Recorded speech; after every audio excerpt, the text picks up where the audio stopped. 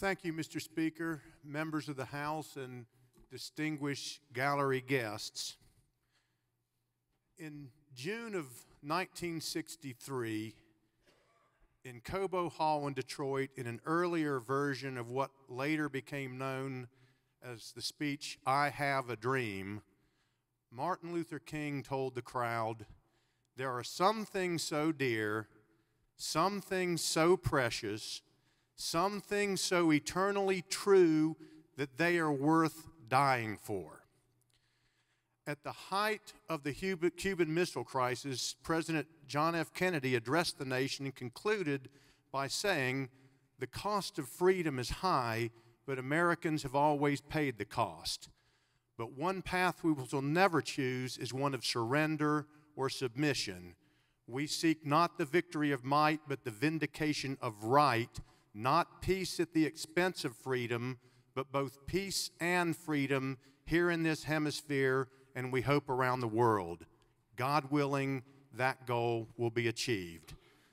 We come today with this resolution to attempt, in the way we can attempt, to honor those who achieved the goal of peace and freedom, those who went and put their lives on the line and willingly went into the valley of the shadow of death to secure the freedom which, unfortunately, we all too often neglect to cherish enough to honor these people's memories. And this is no small thing that we ought to do. It's a big thing. Jesus himself said, no greater love hath no man than this, that a man lay down his life for his friends."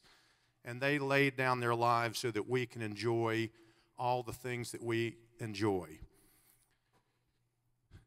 We should never forget this, because we know that it's the soldier, not the newspaper editor, that's given us freedom of the press. It's the soldier, not the network news anchor, that gave us freedom of speech. It's the soldier, not the pastor, priest, or rabbi, who's given us freedom of religion. It's the soldier, not the protester, who has given us the right to peaceably assemble. And it's the soldier who saluted the flag, who serves beneath the flag, and whose blood-soaked coffin is draped by the flag, who makes it possible for the protester to burn the flag.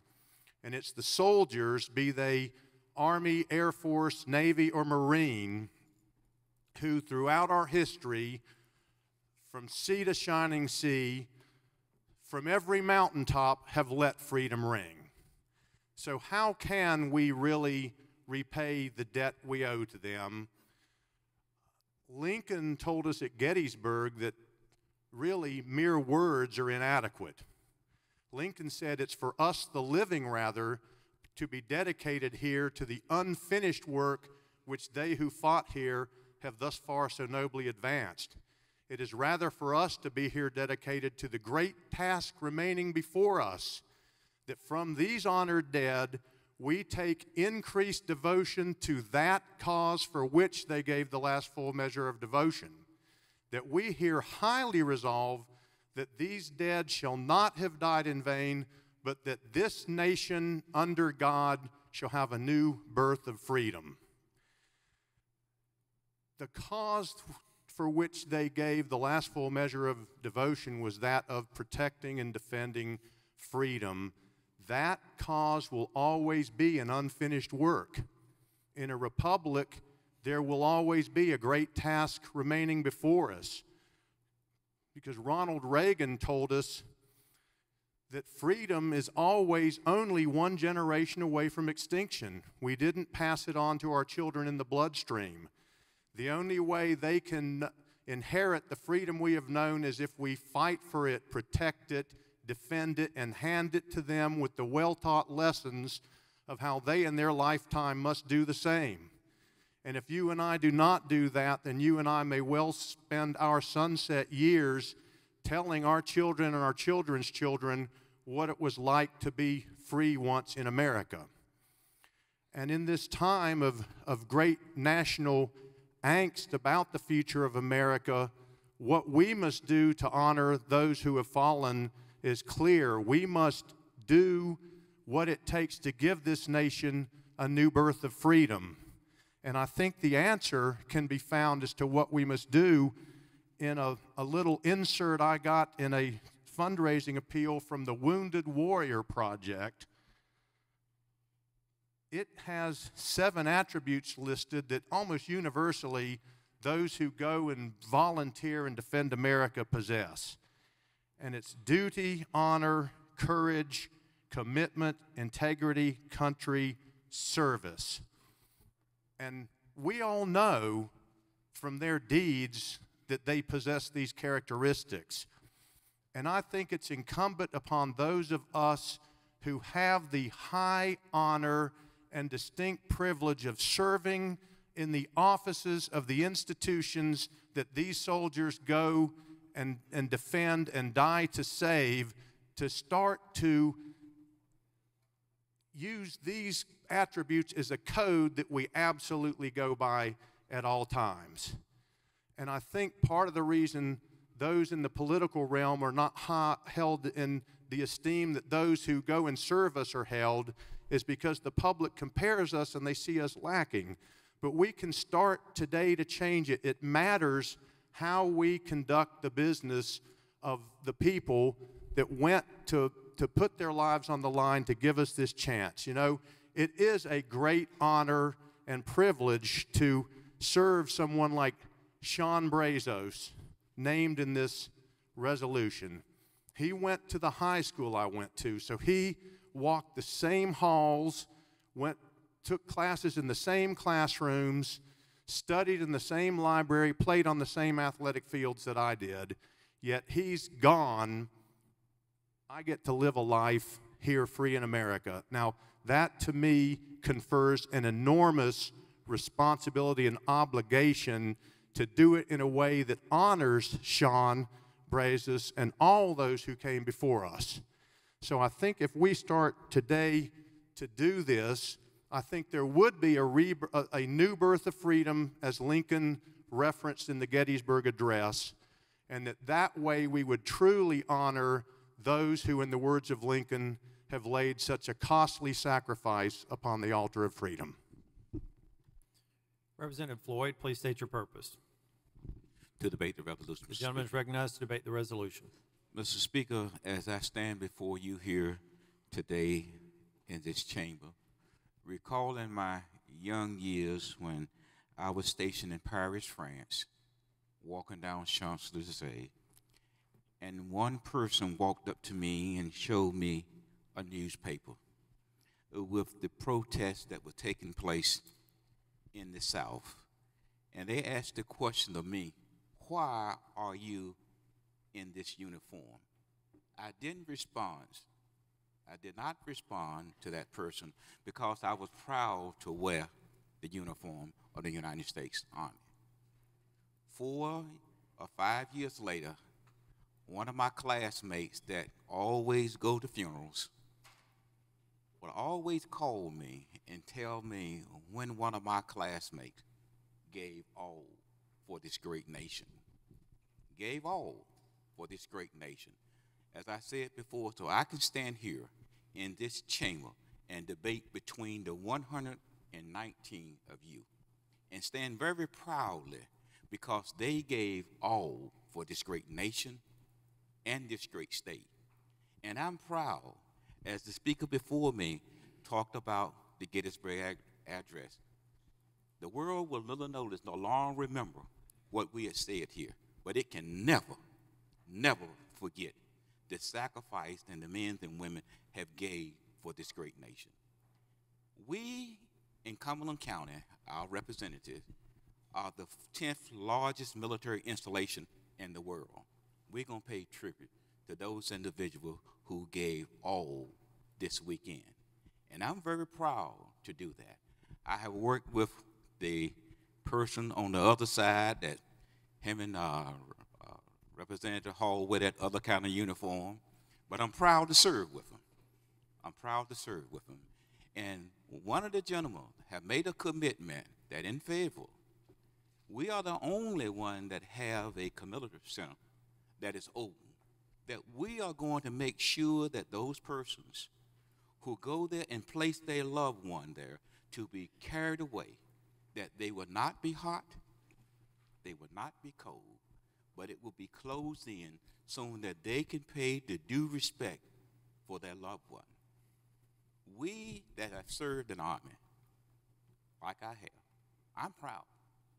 You cannot take that away from me. And today, I would not be here, would not have gotten the education if it wasn't for serving in the United States Army. I commend the resolution to you. Thank you, Mr. Speaker and members of the House. I would like to share, in the spirit of Representative Bluss's admonition to us today, a personal experience that I had in the privilege of honoring a fallen soldier. Several years ago in our community, the Vietnam Wall came to our community as part of our Veterans Day celebration. The people in our community decided that each of the 58,000, as I remember it, names would be read during that period of time. During the course of the event, I signed up to be one of the readers and went and did that. As I recall, it took about 20 minutes to read the particular assignment that you had. When I concluded my assignment, as I was walking past the desk, they indicated that the next reader had run into difficulty and would not be able to be there. I volunteered to read a second time, which they accepted.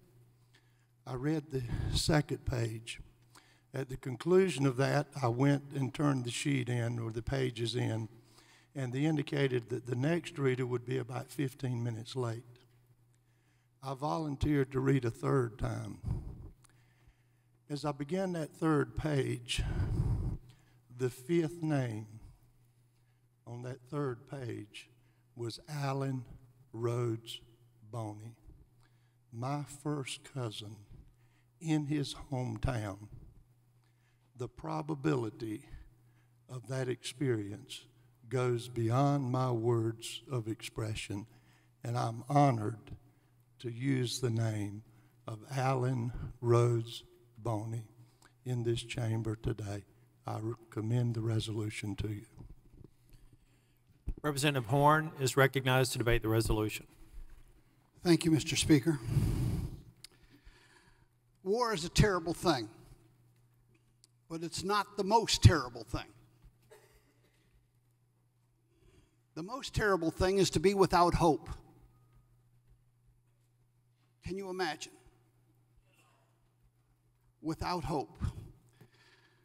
Thousands, millions of Americans have donned the uniform in order to give hope to us here, to our neighbors, our family, our friends, and those around the world.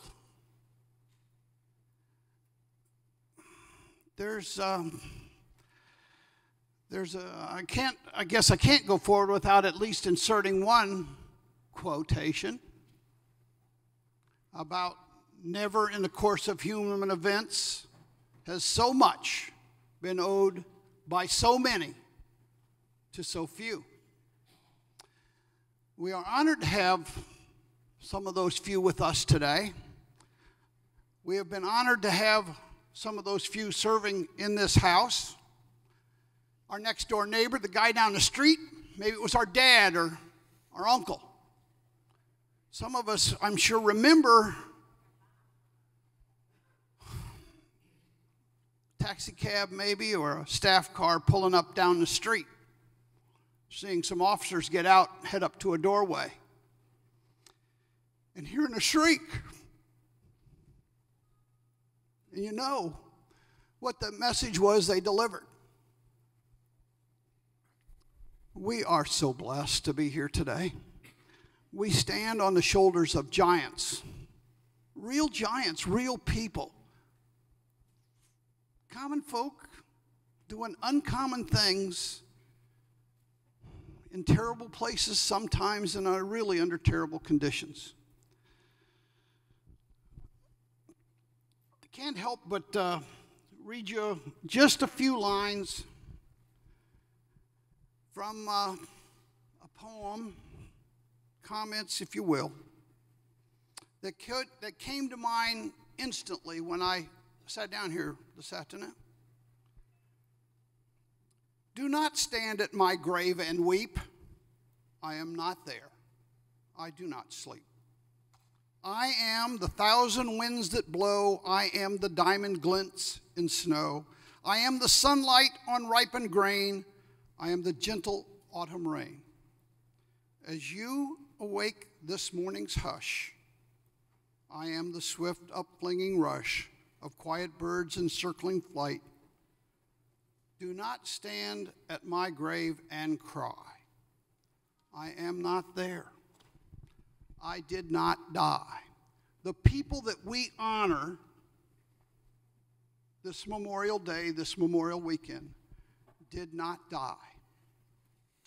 They left us with a challenge, an opportunity, and an honor that we shall carry forward.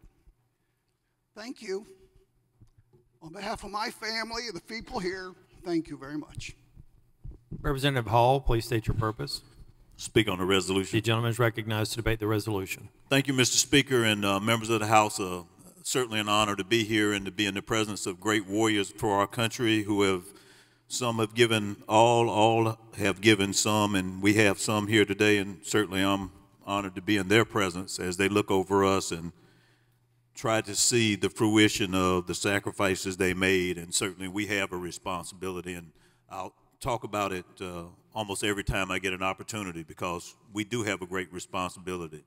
No matter how much they risk, no matter how much they achieve, it's only through us living out the promise that they create that their acts really become valuable. And so they work for us. We have a unique form of government where civilians determine what policy our military carry out. And we have an undeniable duty to fulfill our end of the bargain to them. I have thought about many times the sacrifices members of my family have made, members of my community, and as I think one of the most interesting moments I had in my career as an infantry officer in the Marine Corps, we were on an operation in Norway, and it was the first time since World War II that American forces had been in Norway in this particular valley. And we did an aerial assault off of helicopters. And it was a great operation. And the embassies and everyone had to notify the countryside so that everyone would be safe and not get in the way of the operation. And we had a division going in. And I was privileged to be on the advanced unit, some of the first helicopters to hit the ground in Norway since World War II. And of course, as Marines do, we were camouflaged to the hilt. You couldn't tell black from white. All you could see was green. From our helmets to our boots, all you could see was green. It might have been different shades of green, different camouflage patterns, but all you could see was green. And so, very interesting, when we landed and the birds took off and we secured the LZs and started to move to strategic locations, and of course this was a big deal, so you had to let the civilian populace be involved. The little kids began to run up to us and grab our faces. They were intrigued by the fact that all of us were green Americans. They grabbed our faces to see, was it real? Were we real? How could we all be green Americans? There were no black, there were no white. We were all green Americans. And so as you think about our responsibilities being the leading country in the world, when you think about our military who go out and ambassadors for us, folks see them as Americans. And I hope we'll pursue policies so they're treated with respect as Americans and looked upon as being green, not treated as being one color or another, but just green Marines. I commend the resolution to you. I'm reminded by Representative Bluss' comments and the others that have spoken about an experience that always comes to my mind on Memorial Day that says a lot about how our troops are viewed overseas or have been viewed overseas over the years. We hear a lot of Americans who say those folks over there don't understand what we did for them.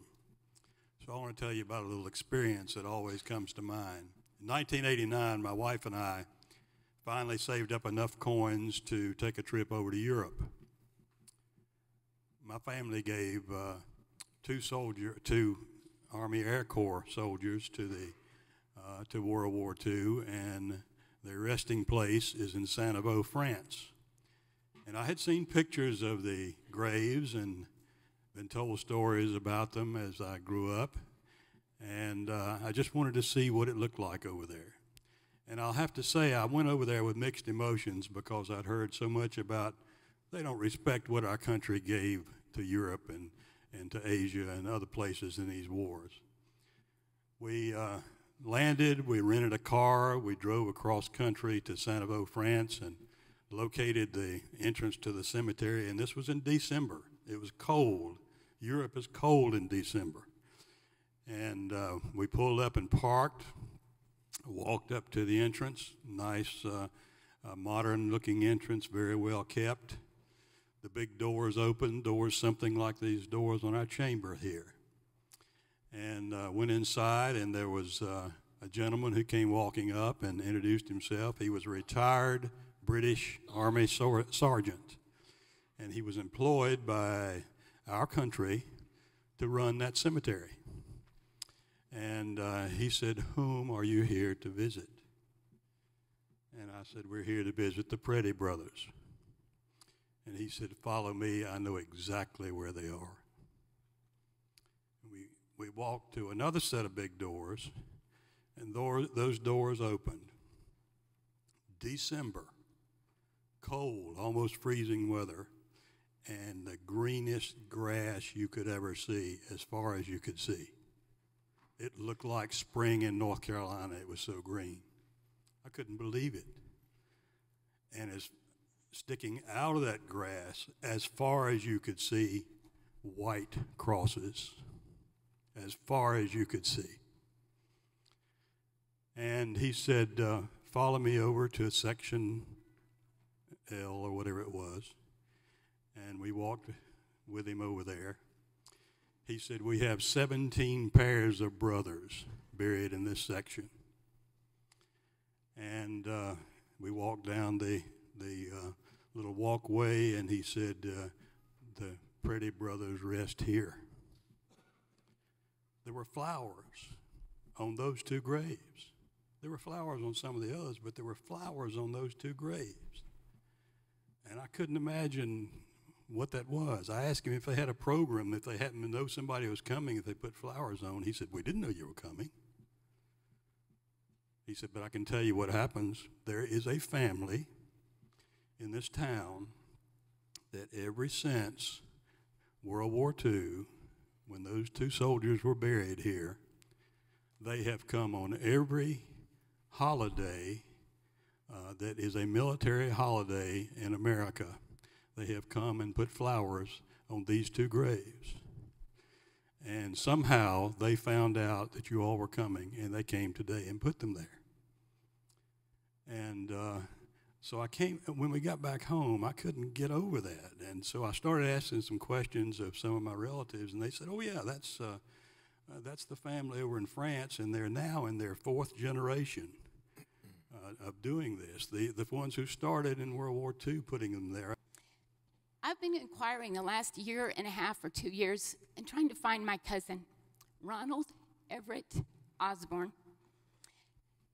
He served two tours of duty in Vietnam, and he was a Green Beret, and he was stationed in and out of Fayetteville a lot. And I know he lived there. I saw him about 20 years ago. And I found him yesterday. My LA found him. And I just want to honor him. He passed away about 3 weeks ago on May the 2nd. Thank you. Representative Bill Briley, please state your purpose. To speak on the The resolution. gentleman is recognized to debate the resolution. Sometimes one feels the need to steal the words of others, and this is an old ballad. Here's $40 on the drum for those who'll volunteer to come and list and fight the foe today, over the hills and far away. Veterans are people that wrote a check payable to the United States of America. When duty calls me, I must go to stand and face another foe, but part of me will always stay over the hills and far away. The value of that check is for any amount up to and including the life of the writer. If I should fall to rise no more, as many comrades did before, then ask the fifes and drums to play over the hills and far away. The names we have listed here today and the others in that long line are the people to whom that check was presented and who honored it with all that they had. I commend the resolution to you. Further discussion, further debate? If not, the question before the House is the adoption of the House Committee substitute to House Bill 169. All in favor vote aye. All opposed vote no. The clerk will open the vote.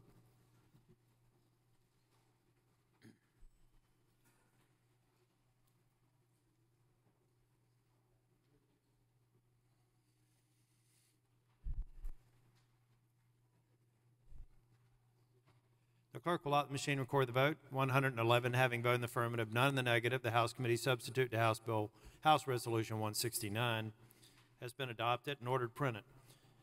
Ladies and gentlemen of the House, if all members will be seated except for members who have served in our armed forces, please stand. And the members in the gallery, any member in the gallery who's actually served in the military, please stand. Members, let's show them all our gratitude.